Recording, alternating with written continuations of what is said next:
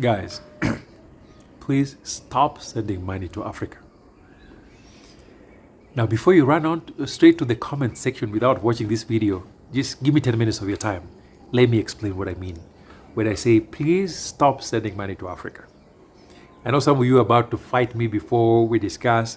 Watch the video first before you go to the comment section. Give me 10 minutes of your time and I explain what I mean.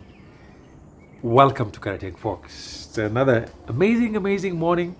We are just starting out the day here in Karateng, in Kisumu, in Western Kenya. This is where we live for the most part, but we go back and forth between Long Beach, California, and Karateng in Kenya. We are doing everything to return to the village. This morning, I'm just working with my guys right now to do a little bit of trimming of the trees because I've got a lot of plants along the fence, the perimeter wall. And I was very thoughtful about the things I plant near the fence. I've done videos on this, but don't just plant anything next to the wall because there's some of these trees that are going to break apart your wall. But I selected this particular type of tree because of privacy. When they grow taller, they have leaves that sort of cover it so that when folks are walking out by the road and I'm sitting up there by the balcony, they give some privacy. I also have fruit plants that are littered around the walls. And then up there, I've got bamboo trees where that's my favorite chill spot. So today they're trimming the edges that are on the fence because I don't know if you can see this. I've got electric fence up here, right here, that I put. Of course, the main thing about electric fence is not even the power part of it. There's an alarm system attached to it. So if something touches it, the alarm goes off. That's actually the main thing because the wires can easily be cut. So they are not necessarily a big deal in that sense, but yes, they can do some damage. A few years ago, one of my workers accidentally touched this without knowing because they meant to turn it off before they worked on it, but they turned off my brother's side. And we had a near disaster happen because of that wire. So yes, it's dangerous. So I just turned it off inside to allow my guys to do the trimming. They're just trimming the branches that are touching the wire because that's part of the maintenance that we do. And so if you're folks interested in things like that, you want to know how we do this, reach out. If you're thinking about construction, building, interior design, all the other stuff, reach me on the number below. I'm happy to connect you with folks on the ground who do these kinds of things. But this morning, before we go through all of that, again, you enjoy our channel. I know that. You watch, but you've not checked whether you subscribe. So just check. If you're one of those folks who enjoy our content but has not subscribed, hit that button. It takes our channel much further than we currently are. So that said, today I want to talk to you about this subject of sending money back to Africa. In my first statement, I said don't send money, but there's a caveat to that statement. Let me qualify it. There is nothing wrong about supporting people back at home. We do that. Almost everyone I know sends money back to Africa, whether you're supporting family, you're doing projects, and you're doing charity, all kinds of things. Nothing wrong with that, and I strongly encourage that.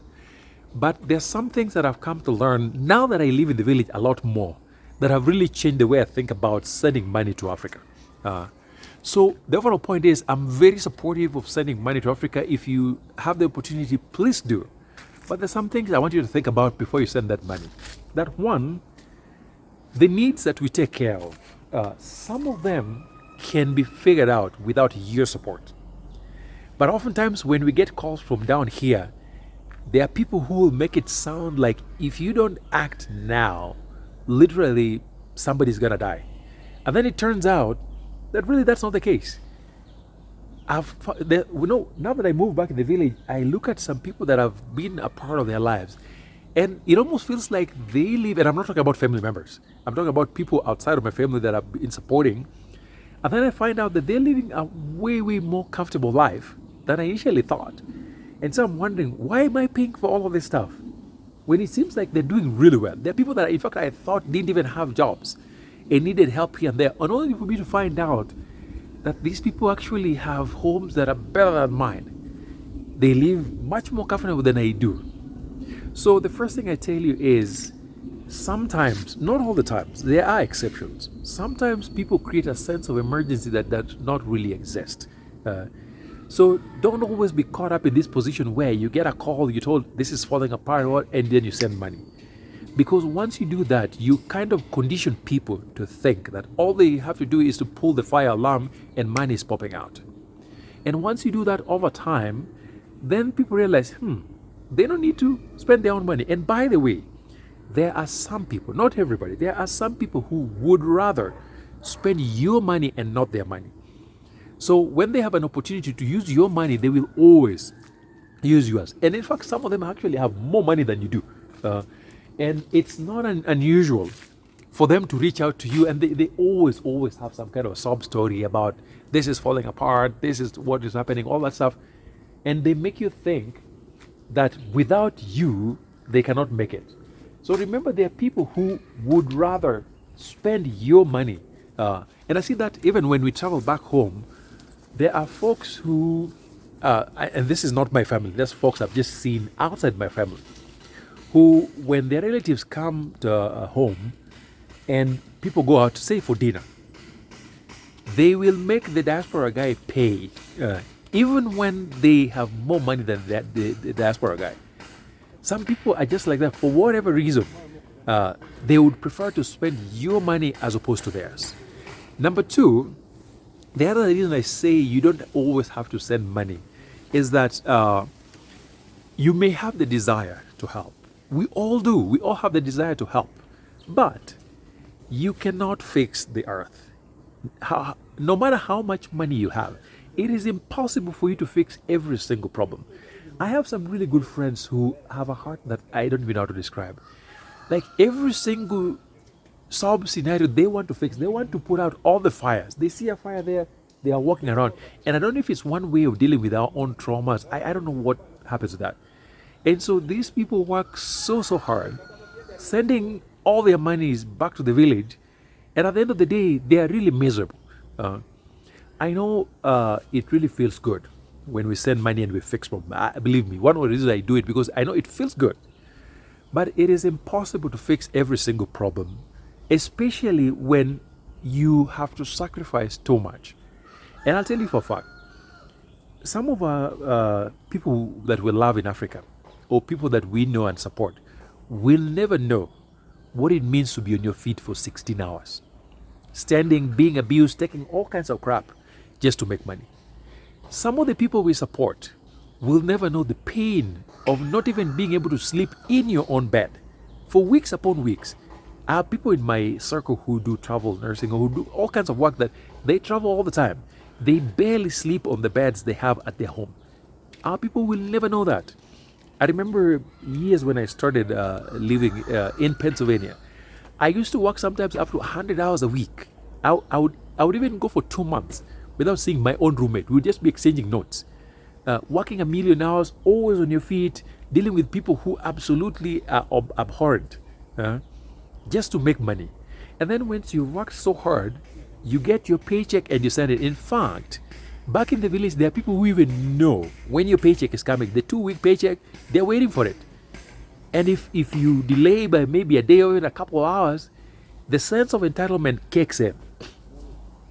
The one thing I've learned to take, and I tell people, I do not allow anybody to disrespect me when it comes to my money. I don't have a lot of money, but the little I have, you can never disrespect me more than once. You only do it one time and that's it.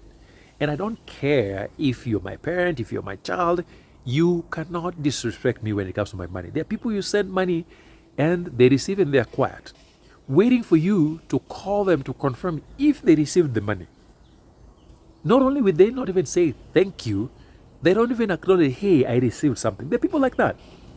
And for me, I said, I will not allow anybody. I don't care if you're my parent, if you're my child, my sibling, you cannot disrespect me with my money. And so I have learned that it's good to help, but you don't want to do it to the point where, number one, you cannot function. I know people who, they get their paycheck straight home. Get their paycheck straight home. When you're doing a project and you're building stuff, I can understand that. But when you're busy supporting every single problem we have in the village to the point where you don't have a life, it catches up to you. At some point, you're going to burn out. So be very thoughtful, and it's okay that you cannot fix everything. Pick what you can fix, help where you can, but don't do it to the point where you are barely functioning, especially when you're dealing with people who barely recognize the hard work you're putting in. There are people who will still disrespect you. There are people who feel entitled to your money. Maybe in part, maybe when you're leaving, they contributed to your harambe, or they think they help you one way or the other. So they think, or maybe they are related to you. So they think they are entitled to your money. You work hard for your money, and you get to decide how that is spent.